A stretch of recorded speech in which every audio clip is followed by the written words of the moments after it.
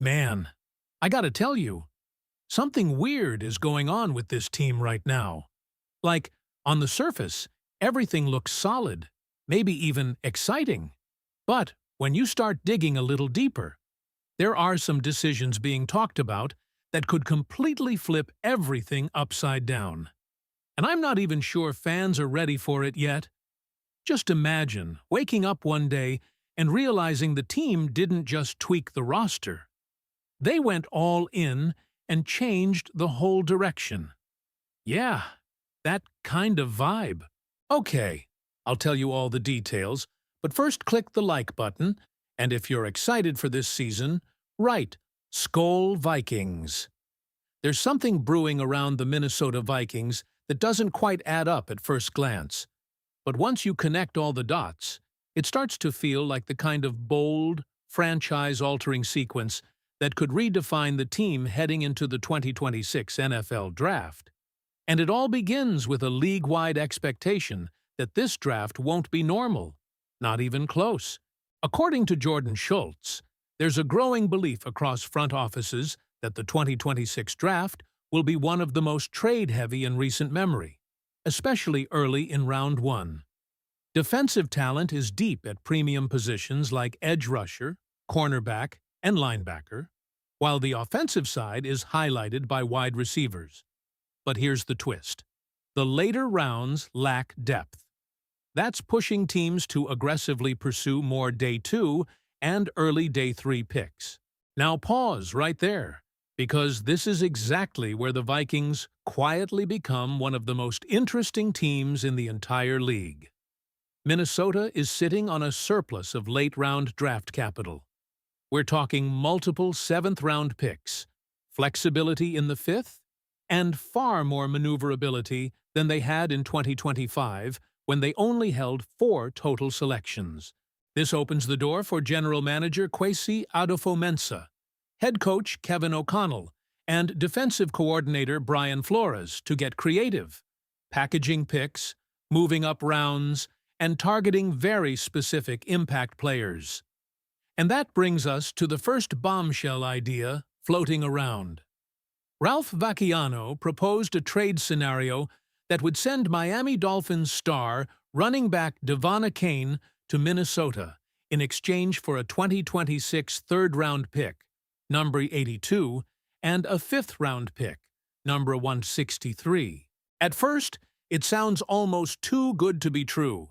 And honestly, it probably is. Because if that's really the asking price for a player like Achane, every team in the NFL should be calling Miami immediately.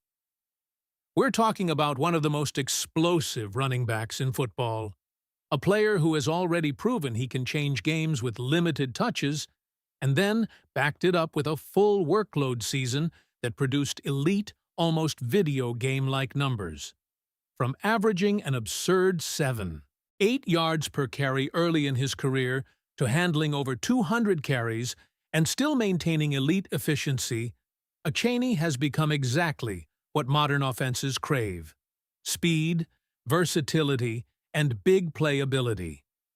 Now imagine plugging that into a Vikings offense that already features Justin Jefferson and Jordan Addison stretching defenses vertically, along with tight end T.J. Hawkinson working the middle of the field. And don't forget, the quarterback room has already been elevated with Kyler Murray, raising the overall floor of the offense. Suddenly, you're not just talking about a good unit, you're talking about a nightmare for defensive coordinators. Because what Minnesota currently has in the backfield is solid, but not terrifying. Aaron Jones and Jordan Mason both contributed around 800 all-purpose yards, with Mason especially showing value as a physical, downhill runner in the second half of the season. It works, it's functional, but it's not game-breaking. Now, pair Mason, the bruising between the tackles presence, with Achane, the lightning-fast home run threat, and suddenly you have one of the most dangerous thunder and lightning duos in the NFL. A top 5 running back room overnight. And here's where it gets really interesting. Even if the Dolphins would likely reject a third and fifth round package, the idea forces a bigger question. How aggressive should the Vikings be? Because if Minnesota truly views itself as a contender, with a defense already flirting with being the best in the league, then adding a player like Achani isn't just a luxury. It could be the missing piece. There's even a scenario where the Vikings could offer something like pick no, 49, along with a mid-round selection to make it more realistic. And if that's what it takes, would you hesitate? Or is this the kind of move that signals Minnesota is done rebuilding and ready to chase something much bigger right now? Because while this potential trade is grabbing headlines, there's another idea floating around that might be even more controversial. And it involves a former top 10 pick at quarterback. But before we even get there, I want to hear from you. If you're running the Vikings right now, are you making that call for a chain? Drop your take below. Are you pulling the trigger on this trade or staying put? And here's where things take a turn that might split the entire Vikings fan base right down the middle. Because the second proposal tied to Minnesota isn't about adding a weapon. It's about potentially giving up on one. We're talking about J.J. McCarthy. In that same wave of speculative trade ideas, Ralph Vacchiano floated a scenario where the Vikings would send McCarthy to the Los Angeles Rams in exchange for a second-round pick, number 61 overall. And right away, you can feel the tension in that idea, because this isn't just any player. This was the 10th overall pick. This was supposed to be part of the future. But now the question becomes uncomfortable and unavoidable. What is his actual value right now? Because, internally, across the league, there's real uncertainty about how teams would evaluate McCarthy if he were suddenly made available. Would someone truly give up a second-round pick? Or is his value closer to a third? Maybe even a fourth? And that doubt doesn't come out of nowhere. The reality is, his first NFL season raised more questions than answers, especially when you isolate his performance in one of the most critical areas of modern quarterback play, throwing over the middle of the field. Between the numbers efficiency, touchdown-to-interception ratio, expected points added per dropback, all of it trended in the wrong direction. Negative production in key metrics that successful offenses rely on. And when you compare that to what Sam Darnold managed to do in that same system back in 2024, ranking top 16 across those categories, it becomes even harder to ignore. Because this isn't just any situation. This is a quarterback-friendly ecosystem. You've got Kevin O'Connell, widely viewed as a quarterback whisperer. You've got elite weapons like Justin Jefferson. You've got structure, play design, and support.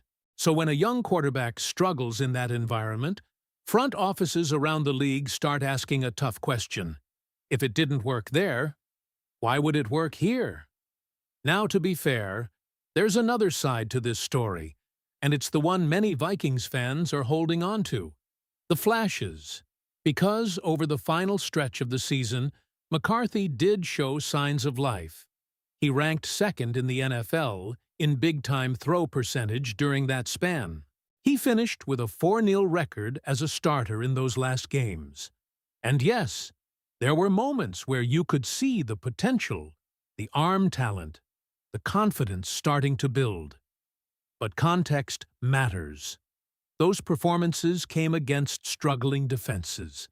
The New York Giants, a depleted Dallas Cowboys unit, Green Bay backups, and a Washington Commanders defense that didn't exactly strike fear into opposing offenses. And even then, the production was modest. 7 total touchdowns, 3 turnovers, and around 175 passing yards per game. Good? Yes. Convincing enough to lock in your future? That's where the debate begins. Because zoom out, and you'll notice something that happens across the NFL over and over again. Fan bases fall in love with the idea of a quarterback they drafted. They want it to work so badly that it starts to cloud objective evaluation. We've seen it with Justin Fields and the Chicago Bears. We've seen it with Zach Wilson and the New York Jets. And now, Minnesota might be facing that same emotional crossroads. So, let's bring it back to the trade itself. If a team like the Rams, led by Sean McVay, calls and offers a second-round pick for McCarthy, what do? Because, from a purely strategic standpoint, it's hard to ignore the value. A second-round pick in a draft where teams are desperate for mid-round capital. That's a powerful asset, especially for a team that believes it can contend right now. But there's also a psychological layer here that can't be ignored. Would Kevin O'Connell be comfortable sending his former first-round quarterback to a coach like McVay, someone who could potentially unlock him? And if McCarthy were to thrive in Los Angeles, what would that say about the Vikings' evaluation? That's the risk. But the reward? You double down on the present. You lean fully into a roster that already believes it can make a Super Bowl run. You build around Kyler Murray, maximize your championship window, and turn uncertainty into immediate draft capital. And when you combine that possibility with the earlier idea of adding someone like Devon Achane, suddenly, a very clear strategy starts to emerge. Aggression. Calculated, bold, win-now aggression. The kind of approach that could either elevate the Minnesota Vikings into true contenders or leave fans wondering what could have been if it doesn't work out. Because, make no mistake, these are franchise-defining decisions. So now, I'll throw it back to you. Because this is where your voice matters most. If you're in that war room, are you trading J.J. McCarthy for a second-round pick? Are you going all in to reshape this roster for a Super Bowl push? Let me know your call. And if you're enjoying this kind of deep-dive Vikings coverage, make sure to drop a like and subscribe so you don't miss what comes next. Go Vikings!